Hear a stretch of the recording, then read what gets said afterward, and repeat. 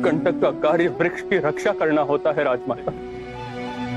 कांटों को सबसे पहले फेंक दिया जाता है।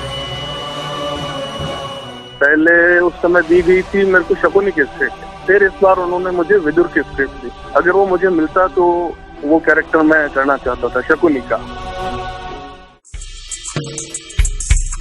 यहाँ होगी कंटेंट की भरमार और मिलेगा सेलेब्स की लाइफ का साथ। दिल खोल कर बोलो और दिल की सुनो, क्योंकि अब आ गया है दिल का radio. Hello everyone, this is Charu Khare and you are listening दिल का रेडियो।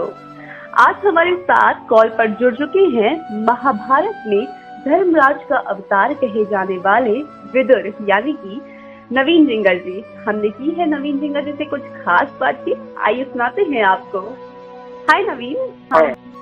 नवीन, महाभारत में अगर हम विदुर की बात करें तो विदुर सभी मुख्य पात्रों में से एक रहे हैं। वो कौरवों और पांडवों के काका भी थे और उन्हें प्रधानमंत्री का दर्जा भी हासिल है महाभारत में।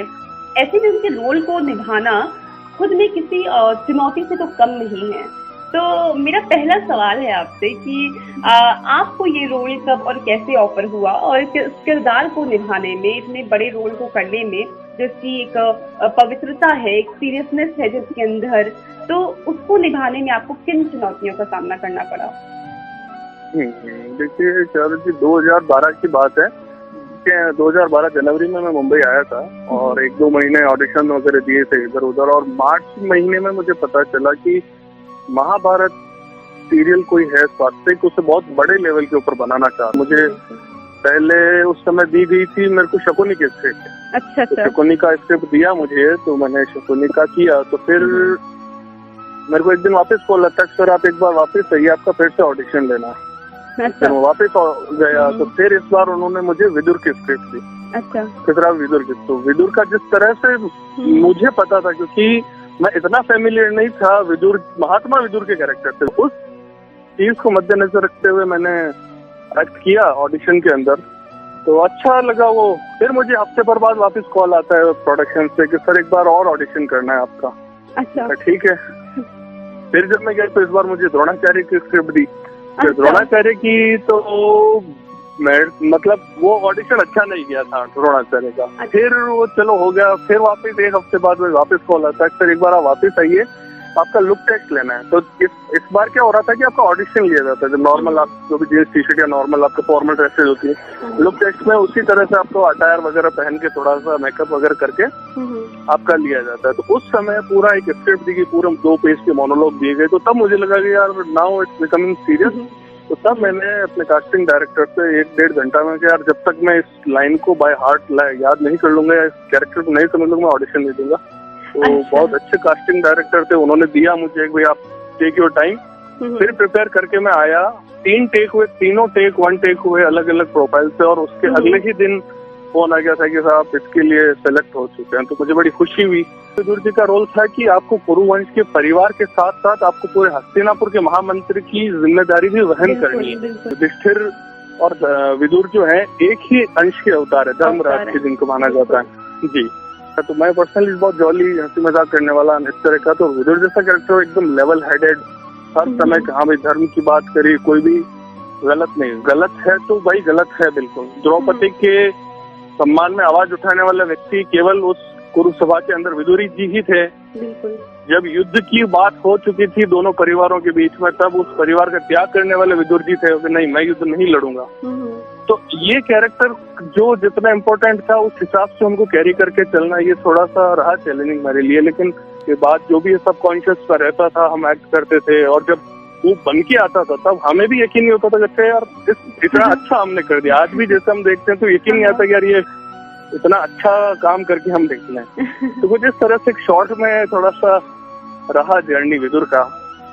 अभी आपने कहा कि आप जब ऑडिशन देने आए थे तो आपको पहले शकुनी की स्क्रिप्ट मिली, उसके बाद आपको फिर द्रोणाचार्य की स्क्रिप्ट मिली, फिर विदुर की स्क्रिप्ट मिली, उसके बाद आपका फिर लुक टेस्ट हुआ। तो इतने सारे चैलेंजेस आपने पहले ही फेस कर लिए, मतलब आई मस्ट से कि ऑडिशंस के टाइम में ही आपने इतने चैलेंजेस देख लिए। तो मेरा सवाल है आपसे यहाँ पर कि आप बेसिकली किस रोल को करना चाहते थे, आप किस किरदार को निभाना चाहते थे? मैं कृष्ण का किरदार निभाना चाहता था, इधर कृष्णा इधर शकुनी। शकुनी के कैरेक्टर में इतने वेरिएशन से इतने रंग हैं कि उसको निभाने में मजा भी आता है। वो कैरेक्टर मैं करना चाहता था शकुनी का। ओके नवीन जी, हमने विदुर के कैरेक्टर में धर्म को देखा है, उनमें बहुत सारी ऐसी क्वालिटीज को देखा है जो एक आम इंसान में नहीं पाई जाती, और या कह सकते हैं कि एक साथ नहीं पाई जाती। हमने उनमें सत्य को भी देखा है, ज्ञान को भी देखा है, और जो उनके अंदर एक निर्भीक थे, वो साहस से परिपूर्ण थे। तो हमने ये सारी कला उनके अंदर देखी है। तो अगर मैं आपसे पूछूं कि आप इनमें से उनकी किस बात को फॉलो करते हैं, या आपके ऊपर उस रोल का क्या प्रभाव पड़ा, तो आपका क्या जवाब होगा? उनका जो है टू द पॉइंट बात करके और अपने बोले हुए के ऊपर कायम रहना, ये मैं फॉलो करता हूँ अपनी लाइफ के अंदर। और ये परिवर्तन मेरा विदुर के चरित्र को निभाने के बाद ही आया कि धर्म की जैसे की परिभाषा अपने शास्त्रों में हिंदू धर्म के, सनातन धर्म के, उसके अनुसार धारेण इति धर्म, जो भी मनुष्य ने जो धारण कर रखा है वो उसका धर्म है। अपने धर्म की रक्षा करे, उस धर्म के जो भी बता रखे हैं कि हाँ भाई ये लक्षण हैं, 10 लक्षण जैसे बता रखे हैं, तो उनके ऊपर कैसे चले, चाहे जहाँ तक संभव हो ऐसी मानसिकता होनी चाहिए। तो ये मेरे अंदर इस कैरेक्टर को करने के बाद बदलाव आया। नवीन जी, महाभारत जो एक ऐसा सफर है जो खुद में काफी लंबा है, और जब लंबे सफर होते हैं तो उतनी ही मजेदार कहानियां होती हैं उसकी, और कुछ अनोखे वाक्य होते हैं। तो मैं आपसे पूछूंगी कि आपकी जर्नी का कोई ऐसा किस्सा हमें बताइए कि जिसे आप कभी नहीं भूल पाएंगे। हाँ, वाकई मैं नहीं भूल पाऊंगा। वो किस्सा है महाभारत शुरू होने से पहले का। एक्चुअली तो 2 ऐसे कैरेक्टर थे, धृतराष्ट्र और विदुर, जिन्हें फाइनलाइज किया गया था स्टार प्लस ने और स्वाति प्रोडक्शन ने एज महाभारत के लिए। मैं और धृतराष्ट्र हम शूट करने गए थे मुंबई के मड आइलैंड में, किसी बेंगलोर के अंदर। तो हम दोनों नए नए कलाकार थे, घबराए हुए थे, डरे हुए भी थोड़े से कि यार अगर गलत कर गया तो क्या पता है कि बड़ी अपॉर्चुनिटी हाथ से निकलना चाहे। घबराहट के अंदर मुझसे भी वो एक्ट सही नहीं हो पाया और धृतराष्ट्र से भी एक्ट सही नहीं हो पाया। वो दिन हम आज भी याद करते हैं तो डर जाते हैं कि अगर उस दिन के बाद अगर हमारा सिलेक्शन नहीं हुआ होता तो पता नहीं इतनी बड़ी अपॉर्चुनिटी हमारे हाथ से निकल जाती और इतने बड़े मैग्नम ओपस का हम पार्ट नहीं बन पाते। कि ये वाला ऐसा किस्सा है कि ये याद करने में डर लगता है, इसलिए मैंने सोचा कि चलो ये शेयर किया जाए। ओके, तो अब आपके फैंस के कुछ सवाल और डिमांड है हमारे पास में नवीन जी, और इसी के साथ में पहला सवाल बांग्लादेश से अनिंदिता पॉल का है। वो पूछती हैं आपसे कि क्या आप फिर से किसी माइथो शो में काम करना चाहेंगे, और साथ ही महाभारत का आपकी लाइफ पर क्या असर पड़ा? देखिए, अनिंदिता पॉल बांग्लादेश से तो मैं इन्हें प्रणिपात करूंगा पहले, और उसके बाद जो इनका प्रश्न है कि क्या मैं माइथो शो करना चाहूंगा, जी हाँ बिल्कुल। अगर मेरा बस चले तो मैं एज एन एक्टर ताउम्र जब तक मेरा सामर्थ्य में माइथो सीरियल, माइथो कैरेक्टर्स और पीरियड ड्रामा के अंदर ही रोल्स में करना चाहूंगा। सेकेंड ये कि क्या बदलाव परिवर्तन आया, तो जैसे मैंने बताया था कि इस कैरेक्टर करने के बाद की पॉजिटिविटी किस तरह से आना शुरू होती है। एक ऑरा आपके पास जो कैरेक्टर को निभाने के बाद एक ऑरा क्रिएट होने लगता है, एक इनविजिबल ऑरा, तो वो क्रिएट होने लगा तो ऑटोमेटिकली आपके हाव भाव में, आपके बिहेव के अंदर मेरी आवाज सॉफ्ट हो गई थी उस समय। मैं जिस तरह से बात करने लग गया था और वो सबकॉन्शियस में था, मतलब I was not trying to be so polite और नहीं, वो अपने आप ही उस कैरेक्टर का ही ये प्रभाव था कि उस पावर था उसके ऑरा का कि मैं उस हिसाब से बात करने लगा। ओके, तो अगली एक डिमांड है, और आई मस्ट से कि आपके बहुत बड़े फैन हैं, क्योंकि ये 1 महीने से आपके इंटरव्यू का वेट कर रहे हैं। तो मुर्शिदाबाद से सौम्या कांति सिंघा की आपसे एक छोटी सी डिमांड है। वो आपसे दरबार में कहा गया कंटक और पुष्प वाला डायलॉग सुनना चाहते हैं।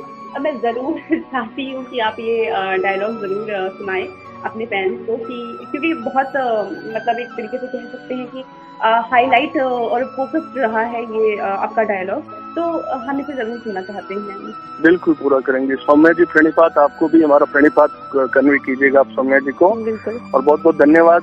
ये जो सभा है इसके अंदर विदुर ने टोक दिया है धृतराष्ट्र का राज तिलक करने से, भाई एक अंधा व्यक्ति राजा बनने के योग्य नहीं होता है। तो राजमाता कहती भाई क्यों नहीं होता है, शकुनी अपनी तरफ से व्यंग्य बाण चलाता है, अच्छा कि इसको बनना है विदुर को राजा, पांडु बन नहीं सकता, धृतराष्ट्र तो अंधा हो गया। तो लगता है विदुर जी जो है धर्मक्षेत्रधारक, वो टॉन्ट मारता है विदुर को तरफ तो वही साहब आपको राजा बनना है, शायद ऐसा लग रहा है। तो विदुर बड़े व्यथित मन से, बड़े दुखी मन से कहते हैं, कंटक का कार्य पुष्प की रक्षा करना होता है राजमाता।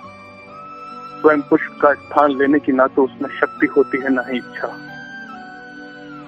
ज्ञात है मुझे, ईश्वर को पुष्प चढ़ाए जाते हैं, कांटों को सबसे पहले फेंक दिया जाता है मगर मुझे उसकी परवाह नहीं।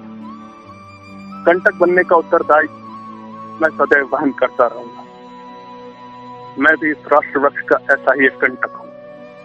हस्तिनापुर के भविष्य के लिए मैं महामंत्री विदुर कंटक बनने का उत्तरदायित्व सदैव वहन करता रहूंगा। बहुत ही अच्छा आपका ये सीन जो था वो बहुत ही खूबसूरत सीन था। और लॉकडाउन है और हर कोई अपने घर में है इस समय, और कुछ लोग हैं बेहद परेशान हैं। तो इसका आपकी लाइफ पर क्या असर पड़ रहा है? कोई प्रोजेक्ट है क्या जिस पर आप काम करेंगे, या कोई ऐसा प्रोजेक्ट है जो इस लॉकडाउन की वजह से पेंडिंग में हो? देखिए, लॉकडाउन का ऐसे तो समग्र विश्व पे और पूरी दुनिया पर प्रभाव पड़ा है, और निजी तौर पे भगवान की ऐसी कृपा रही, ऐसा आशीर्वाद रहा कि मैं समय रहते मुंबई से निकल आया था। मार्च के अंदर थोड़ा सा पैंडेमिक शुरू हुआ था, तो मैं समय रहते ही मैं मुंबई से निकल आया। और ये भी एक पॉजिटिव बात रही कि उस समय मेरा कोई भी पाइपलाइन में प्रोजेक्ट नहीं था। राधा कृष्ण में कर रहा था, लेकिन उसके अंदर भी लगभग कंप्लीट हो चुका था मेरा रोल एज ए वासुदेव। तो जैसे मैं पर्सनली मुझे ऐसा फील हो रहा था कि दुनिया बहुत तेजी से दौड़े जा रही, किसी को कोई पता नहीं, अंधाधुंध, किसी को कोई पर्यावरण की, नेचर की, आदमी को आदमी से कोई वो नहीं है। बस सब जने या तो किसी बहुत मतलब मटेरियलिस्टिक चीजों के पीछे पागल होते जा रहे थे। तो एक ये पॉजिटिव चीज जरूर हुई है कि दुनिया को जो इसकी स्पीड थी ना, जैसे कई बार होता है ना, गाड़ी को दौड़ाया जा रहा हो, किसी गाड़ी को उसका इंजन गर्म हो गया है, उसको आप रोकोगे नहीं तो फट पड़ेगा। तो ये अच्छा हुआ कि इस धरती की, इन लोगों की गति थोड़ी धीमी पड़ी है। नेगेटिव चीजें हैं इसके साथ, कई लोग परेशान हुए इसकी वजह से, मानना चाहिए, लेकिन मैं कोशिश करूंगा मैं सकारात्मक चीजें ही शेयर करूं। और ये लोगों से भी ये अपील करूंगा कि ऐसा टाइम शायद ही कभी है, ये टाइम आप अपने साथ बिताएं, अपने परिवार के साथ बिताएं। बस ये ध्यान रखें कि सुरक्षित रहना इस बीमारी से, अपने जो भी स्वच्छता के इंस्ट्रक्शंस दिए जा रहे गवर्नमेंट की तरफ से, डॉक्टर्स की तरफ से, उनको फॉलो करते हुए सुरक्षित रहना सबसे पहले। और खान पान अपना शुद्ध सात्विक हो, ये मेरी अपील है कि शाकाहारी भोजन करें। तो ये गलती होगी कि हमें लंदन बनाना है इंडिया को, हम भारत को अमेरिका, जापान बना के छोड़ेंगे। वो सबसे भारत को अगर पहले ही जैसा भारत बनाने के लिए अगर हमारा प्रयास रहता है तो हम बहुत अच्छी स्थिति में हो सकते थे, रादर देन कि दूसरे पाश्चात्य वेस्टर्न कंट्रीज को आइडल मान के उनकी जैसे अंधाधुंध दौड़। बिल्कुल, भारत आज की तारीख में ऐसा देश है जो सबसे कम सुविधाओं के साथ भी अच्छे से जीवन यापन करने की क्षमता उसके अंदर है। तो बातों ही बातों में आपने तो फैंस को संदेश दे ही दिया है नवीन जी। और इसी के साथ बहुत अच्छा लगा आपसे बातचीत करके। दिल का रेडियो पर चारू खरे के साथ जुड़ने के लिए आपका शुक्रिया। Thank you Charu, thank you very much.